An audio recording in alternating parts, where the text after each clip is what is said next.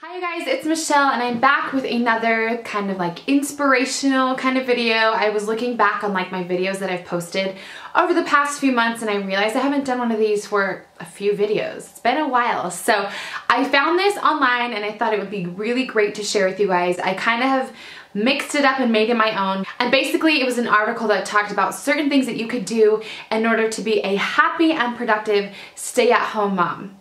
And I think that this applies in every area of your life. I don't think you have to be a stay-at-home mom for any of these things to apply to you. That's just kind of like what this is specific for, because I feel like a lot of these issues and a lot of these problems that we deal with are because we are stay-at-home moms, so we don't have a lot of, you know, the social interactions or like leaving the children as often kind of thing. So let's get started. Okay, the first thing that I would definitely suggest is to get on a schedule or some sort of a routine. And I don't mean like you have to get up at this time every day. You have to be eating lunch at this time every day. Not like that strict, but get some sort of an idea, some sort of a schedule, whether it's day to day, week to week, month to month, just so you have some sort of a schedule so that you can look forward to and plan things, because nothing makes somebody more unhappy than if they have to do something and it's unplanned and so they feel stressed and all of that. And this goes huge with your children, because if they don't have a routine, and I'm not saying a strict routine, I'm just saying a routine, a general routine, then it stresses them out. And then when you take them places, they're not behaved well, they're hungry, they're tired, whatever, they don't sleep as well. That's the hard part, is staying on some sort of routine. And so you kind of know more of what to expect. This next one that they had was just an idea. It's not something that I have done a lot of recently just because I've been so tired, but it's get up before your kids. And I really like that, because usually when you're getting up, you're doing something for yourself. So whether it's going to yoga at 6 in the morning at the gym, which is what I've done before, or going on a run, or going downstairs and doing a workout video, or going on the elliptical, or, you know, if you're reading the scriptures, or if you're just getting up to write in your journal, do something productive. Or I've done this before too, just getting up early just so I can shower for the day, because when I had a toddler and a newborn, I had to do that. I had to shower. That was my one thing I had to do every day. So get up before the kids, and that way you kind of just feel refreshed for the day. You can get started in any way that you want to get started, and you have that time for yourself. Because usually, if you're like me, you never have time to yourself because your kids don't nap anymore, whatever. But yeah, definitely get up before your kids. It's a great idea. Okay, the next idea is to connect and communicate with your spouse. This one is so important because your spouse should be your best friend in the entire world, your #1 support. You should communicate, be open, express these feelings to him, and let him know how you're feeling. If you're feeling overwhelmed, let him know so that he knows to step it up or whatever. A lot of times when my husband and I, early on in our marriage, or when we had our first child, we had only been married for like almost 2 years, so we were still really young in our marriage.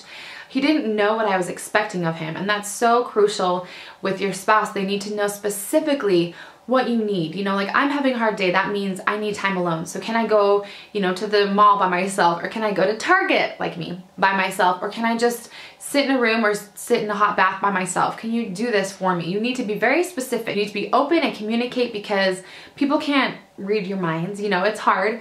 So that is so huge to make your life better, and you'll feel more productive because you can get more done, and you will just be so much happier because your needs will be taken care of because you're open about it with your spouse. This next one is like my #1 belief, and it is get out of the house.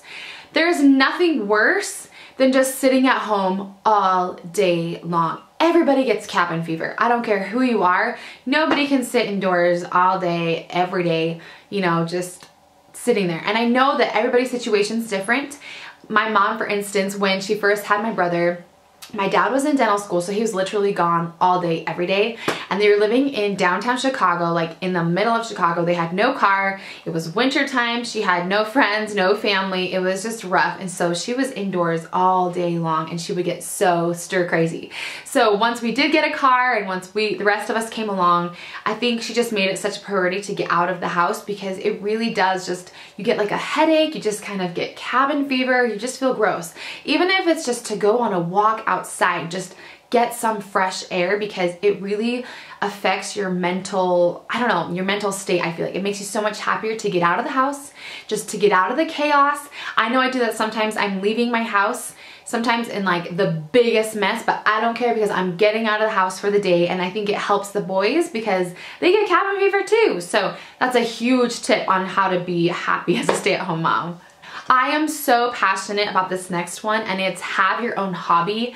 You need to know that as a mom, you know that it is your career. If you're a stay-at-home mom, it is your career, right? So all of your time is dedicated to running the household. It's a full-time job taking care of the family. But you can't forget your identity, and you can't forget your talents and the things that make you happy. So you need to have a hobby, something that you can fall back on when you just need that time to yourself. So for me, it's running, it's exercising, it's, going on girls' nights, going to movies, going shopping. I have to have that time by myself, things that I am passionate about. My YouTube channel is something that I've done to just be a hobby. So because I'm really passionate about meeting other moms, helping other people, and I get this time, to help you. And it really just helps you feel more productive. You just feel more passion for life if you have a goal to work towards. So whether it's sewing and crafting or cooking or whatever you want to do, have something that you are passionate about, and it will make your life so much better because you will love that, and it just, I don't know, just makes you happier. The next thing that I think kind of goes hand in hand with like the whole hobby thing is to set goals for yourself. And if you don't have goals, I encourage you to right now press pause on this video, get out a piece of paper and write down goals for yourself, because life is not worth living if you don't have goals. Let's be honest. We can all have different kind of goals. It can be, I want to lose 10 pounds. It can be, I want to learn how to bake bread. I want to walk in a 5K race someday, or I want to be a better friend or a better sister or anything like that. Goals make us who we are because it gives us something to strive towards, and it pushes us out of our comfort zone. And though it may feel uncomfortable initially, that's when you honestly feel like you have achieved something, is when you have accomplished a goal that you've worked hard towards. Another thing that I do with goals is just have a planner. So every week, like on Sundays, I'll go through my week and write down, we have preschool on this day, we have playgroup on this day, we have this appointment, we have this. So my whole week is planned out, so I feel like I can accomplish things. And I do put check boxes on those days of, I need to vacuum, I need to clean the bathroom, I need to I need to do the dishes or whatever, and I can check them off. And for some weird reason, I feel accomplished when I check off the box that says like clean bathroom. I feel like, hey, I did something. I really love having little goals, and you can write it out and map it out and kind of see and have it all organized, so you just feel like less stress. Okay, another suggestion is to clean a little every day. And I like this one a lot because you don't get overwhelmed with, oh my gosh, today is my huge cleaning day, Clean a tiny bit here and there. And I have like cleaning videos, and I have a new one that I will be posting in the next few weeks here. But basically, clean a little every day just so your house doesn't just like looks like a huge bomb went off, because there are so many studies that show that if you live in a clean environment, you are happier.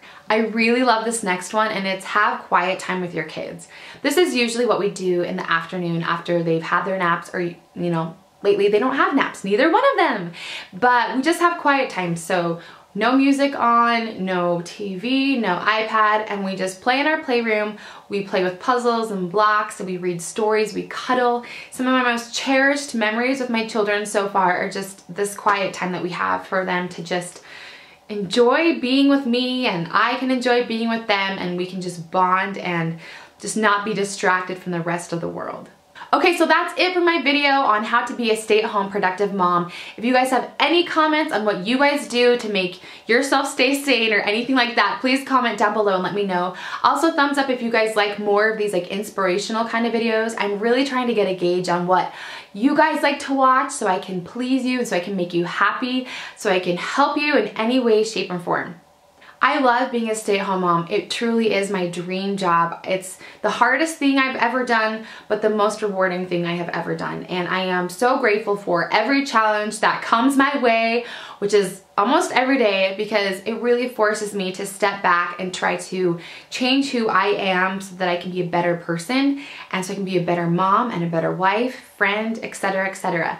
If you're having problems, if you're not feeling happy, or you're just not feeling productive, please don't be afraid to set goals for yourself and to try these steps, or email me or tweet me or message me on Facebook, and I will talk to you personally and just kind of see what's up. So thanks so much for watching, you guys, and I hope you guys have a fabulous, wonderful day filled with so many exciting, wonderful things.